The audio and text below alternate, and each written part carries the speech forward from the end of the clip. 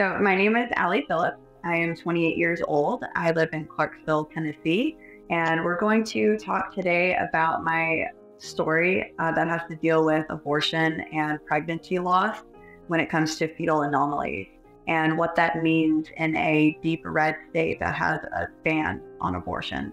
I was 21 when I found out I was pregnant and had her when I was 22. And having my daughter, it was kind of one of those life experiences that you're like, wow, I finally made it here.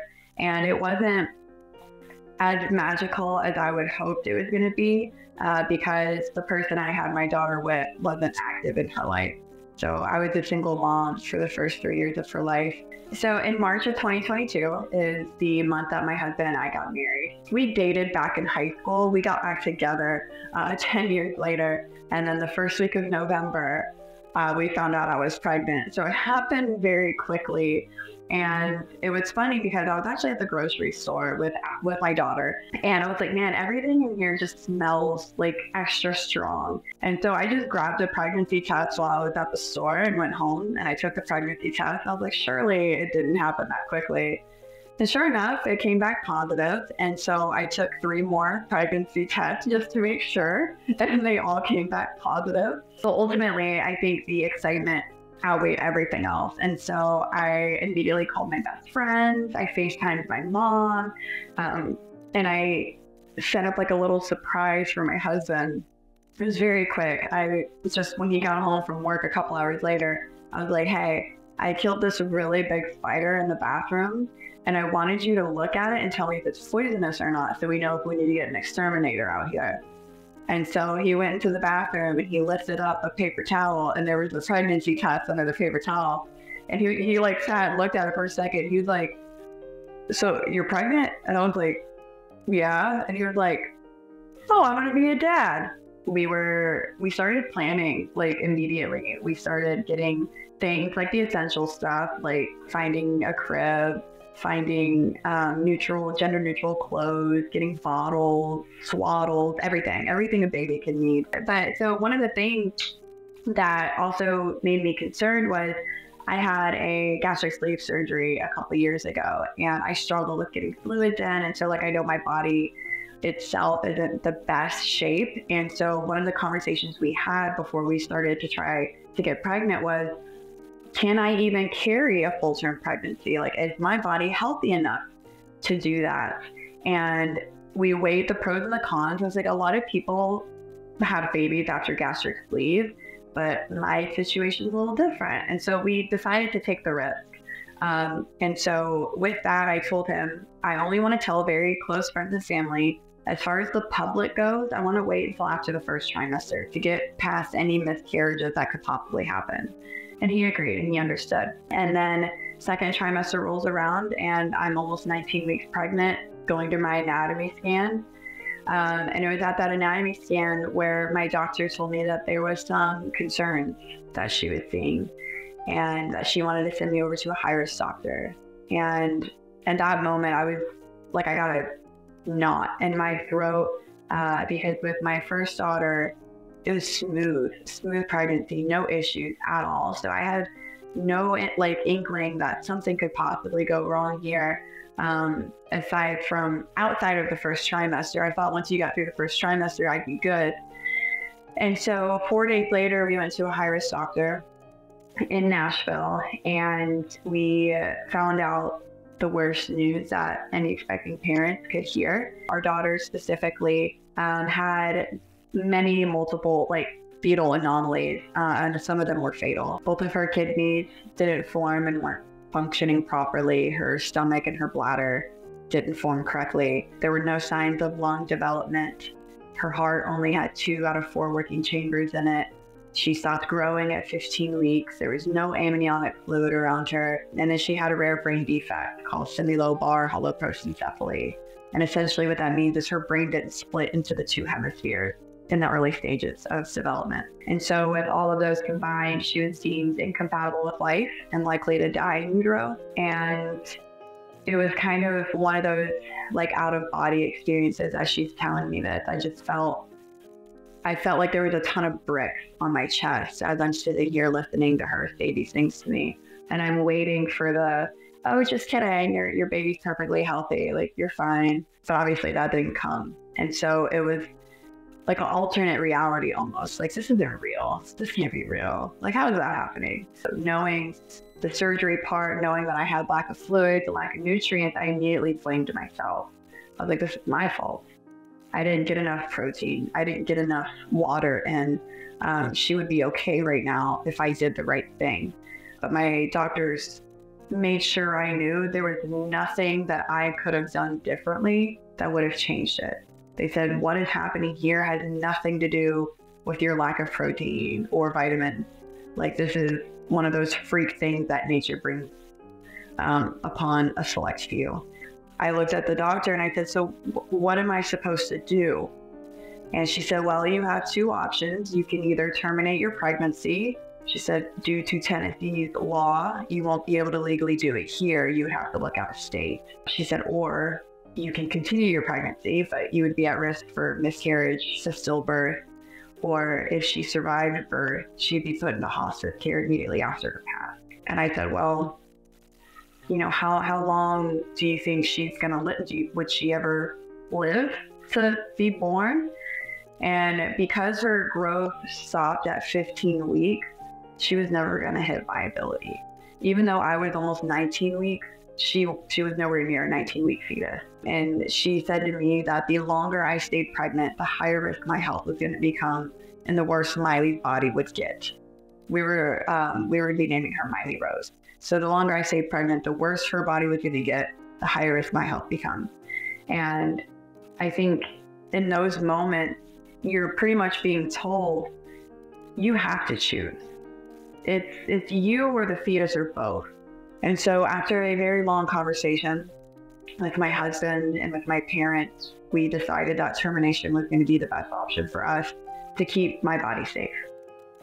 And instead of being able to grieve and be surrounded by my family and the doctors that I know, I had to spend my time calling clinics in different states, trying to book round-trip airfare, finding hotels, trying to arrange childcare for my daughter that's here.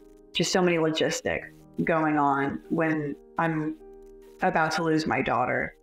And so I made it a point to document what I was going through. And so I felt like it was important for people to see, like, step by step, what somebody has to go through when denied an abortion in their state. But so the fact that my own doctor was like, you're making the right decision and I fully support you, but I can't help you. Like, she felt awful because our doctors want to help us. But if they help us, they're facing felony charges. They're facing, you know, decades in prison. They're facing losing their medical license. I mean, completely uprooting their lives for giving healthcare. So after I called, I think about 4 or 5 different states, I ended up finding a clinic in New York City, in Manhattan. And one of the things that was important to me was how soon I could get in, because the doctor said she couldn't define what longer was. If I stayed pregnant longer, I was putting my life at risk. What does that mean? A day, a week, a month? What is longer? She couldn't say. So we wanted to get the procedure done as soon as possible to minimize my risk.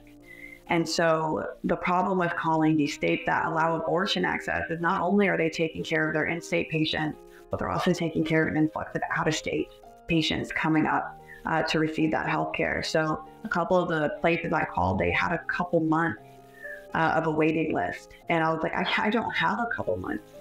I don't know if I have another day. And the clinic I found in New York, they were the soonest that I had talked to. And it was, so I called them on a Monday. They could get me in the following Tuesday. And I scheduled the appointment, and it was a very, I don't even know the correct word to say. It's kind of like you're planning a funeral for somebody that's not even dead yet. And it was a very odd experience. It was a very, like, heartbreaking is a good word. Because as soon as I set that appointment and hung up the phone, I was like, I'm not going to be pregnant next week. Not because I don't want to be, because I don't have a choice. And so my mom helped me book flights, and strangers on the, because we could, like I said, we're a working class family. We couldn't afford a random trip up to New York City. It was going to cost around $5,000 after everything was said and done. And so I had to start a GoFundMe online, despite, I hate asking people for money, but despite my best interest, I needed the help, and people were willing to help me. And so strangers on the internet exceeded my goal that I needed, and we flew to New York, and we stayed in someone's apartment. And I went to the clinic. My husband and I flew to New York together. We left my daughter with my parents, and I had to go to the clinic alone because a lot of abortion clinics are patient only for protection reasons, for just minimizing the amount of people in the clinic reasons. And so I went in alone, and being almost 20 weeks now, it's a 2-day procedure. So that morning, it was March 7th of this year, 2023. And the first day of my appointment was for like pre-op testing, because I was having to get a surgical abortion. So blood work, urine labs, things like that. And they told me to expect to be there for about 5 to 6 hours that day. And so that's what we planned on. My husband had to stay back at the apartment. And so I did all my pre-op labs, and then they called me back to do my sonogram. Now they do the sonogram so they can measure exactly how big the fetus is, because they charge you based off of how big the fetus is. We went in for the ultrasound, and the technician started, and like I would say, like within the first minute, she stopped and she looked at me and she said, "When was your last ultrasound?" And I said, "About a week and 3 days ago." "Why?" And she was like, "And there was a heartbeat there?" And I said, "Yeah, there was a heartbeat. I got it saved in the little stuffed bunny." And she was like, "Oh, okay." And then she just got quiet. So I looked at her and I could see her face kind of get like I don't even know the word, concerned maybe. And so I looked at her and I said, "Is there not a heartbeat?" And she just slowly started to shake her head no. And she's like, "No, there's not. I'm so sorry." And so I sat up and I looked at her screen and I was like, "Why? She's not moving." And she was like, "No, ma'am, she's not." And so I just started crying, because I was already filled with so much emotion and so much anxiety and stress of knowing that I was gonna have to let her go. And I knew I was gonna have to let her go the next day. And so I was like mentally prepared to let her go. I wasn't ready to hear that she was already gone. The technician, she held me and she cried with me. And she said, "You know, in all of the years that I've worked here, I've never had to tell somebody that their baby was already gone." And so she looked at me, she said, "I'm gonna have to go tell the doctor what I found out. Just go sit in the waiting room for a moment." And so I walked out of the clinic and into the hallway where the elevators were, and just broke down again on the floor in the corner. And I called my husband, and I had to tell him over the phone that his daughter was gone. So I got called back into the doctor's room, and he sat down, and immediately he was like, "First, I want you to know you did nothing wrong here. This has nothing to do with what you did or didn't do. Please don't blame yourself for what has happened. These things happen, and it's very unfortunate that they happen. But I don't want you to blame yourself, because I know you are." And then he said that because my last confirmed fetal heartbeat was a week and 3 days ago, there's about a 2-week window when a fetus dies that if the body doesn't recognize it, I start becoming at risk for infection, blood clots, or going septic. And because I was very close to that 2-week window, he said that we needed to do the abortion that day instead of waiting for the next day. And so I had to do a pelvic exam so he could feel my cervix, because normally they give you cervix softener to make it a little bit easier. And he said that my cervix was really hard and that they may not be able to complete the surgery that day. And they said they're still going to attempt it. If they can't get through my cervix, they'll give me the medication. I'll come back first thing the next morning. And it all happened very quickly after that. I got brought in to sign paperwork for anesthesia. They gave me a gown. I had to strip all my clothes off. I sat in a room with 2 other girls in gowns waiting for their procedures. And then I was called back. And I went in a very bright white room with a single bed in it and like 5 or 6 people standing around it waiting for me to get on it. And I laid down and the anesthesiologist comes over to me and says, "Have you ever been under anesthesia?" And I was like, "Yes, I have a few times."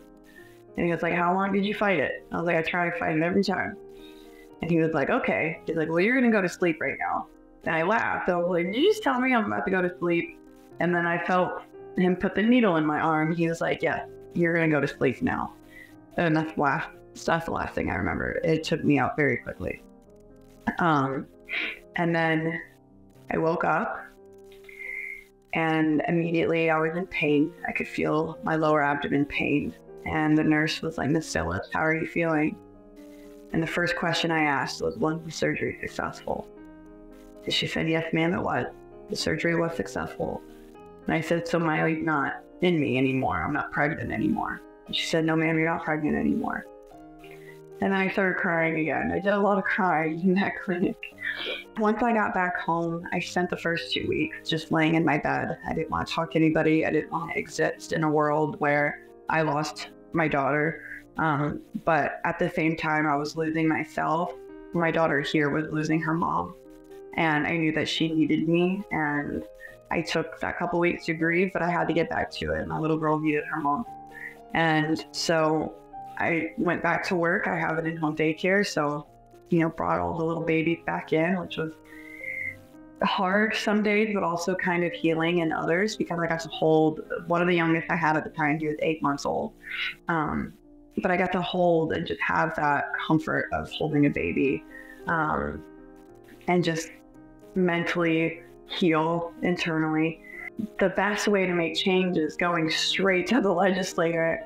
And so one of my followers actually coined the phrase Miley's Law, naming it after my daughter. And so I had to figure out, okay, well, what is Miley's Law? Miley's Law, in short, would be giving choice back to parents when diagnosed with fetal anomalies, like I was. So making it very personal for Miley. And so I was like, well, how does just a random citizen get a bill into legislator? Well, I decided to contact my representative. And he is a pro-life male Republican, and he agreed to meet with me, as he should. And I had a 2-hour meeting with him. And we hear all the time about how a lot of these GOPs, how they don't truly understand women's healthcare. Like, we hear that. It's so different when you are sitting less than 5 feet away from one of these men and hear the words that come out of their mouth. He cut me off mid-sentence during our meeting and was like, "Wait a second, do you already have a daughter?" And I said, "Yes, I already have a daughter. She was 5 at the time." I was like, "She's 5. And he was like, "And this was your first loss?" And I said, "Yeah, second pregnancy, first loss." And he was like, "Well, maybe I'm just a guy, but I've always heard just the first pregnancies would go bad." And I was like, I mean, the first pregnancies can go bad. But any pregnancy can go bad. You could have 10 kids, and then the next 5 you lose. There's no formula for that. And then the other thing was he has a daughter who is just a little bit younger than me. And I tried to humanize it for him, make it personal for him. And I was like, if your daughter called you and told you everything I just told you, down to every single abnormality and rare defect, what advice would you give your daughter? If she said, "Dad, if I continue this pregnancy, it's potentially life-threatening to me." And he looked at me, said in the eyes and said, "You're not going to like my answer." I was like, "Okay, but I want to hear it." And he said, "Well, the way I grew up is I would tell her I think she should continue her pregnancy." And I said, "Even if it's putting her life at risk?" And he said, "That's just how I grew up." And I looked at him and I said, "If you were my father, I would hate you. I would never talk to you again." And then we asked, "Okay, so what if she got the abortion? What if she went through with it and got the abortion? What would you say?" And he said, "I mean, I wouldn't be happy about it." And it was in that moment that a light bulb just kind of went off for me. I was like, these people, these legislators, they don't even care about their own children. they sure as hell don't care about the rest of us. The fact that he would tell his daughter to put her life at risk for a non-viable fetus was beyond disgusting for me. And I think that is one of the first moments I started thinking, like, your ass needs to get out, because you're voting on laws that are affecting me and my daughter, and I'm not okay with it. And so it wasn't like a aha moment, like, oh, I'm going to run for office now. It was more of like, how do I get him out of that seat? We need somebody to run against him. Like, I'm going to vote against him. And I even told him that. I was like, I would never vote for you. And that's when people started coming to me saying, have you ever thought about running? My mom was actually the first one to bring it up. She's like, honey, have you ever thought about running? I think you would be really good at it. I'm like, look, no, I hate politics. I would not want to be a politician.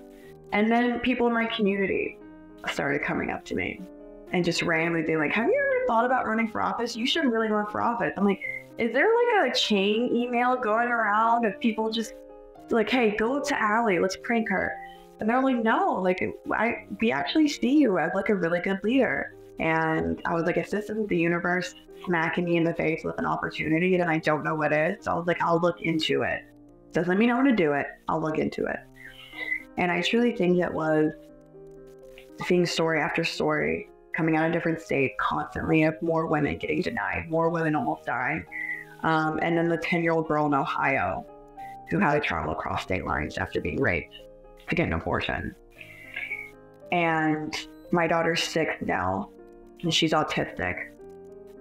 And it's one thing if you want to punish me and have me go through it, but I'd be damned if you do that to my daughter.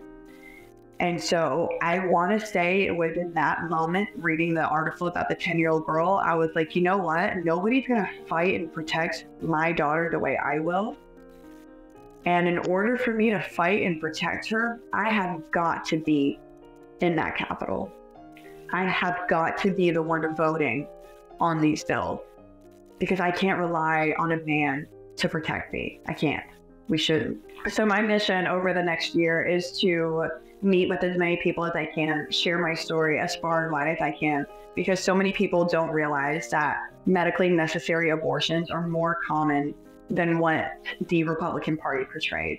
They don't hear about it because women don't talk about it, because we're made to feel ashamed for making these healthcare decisions.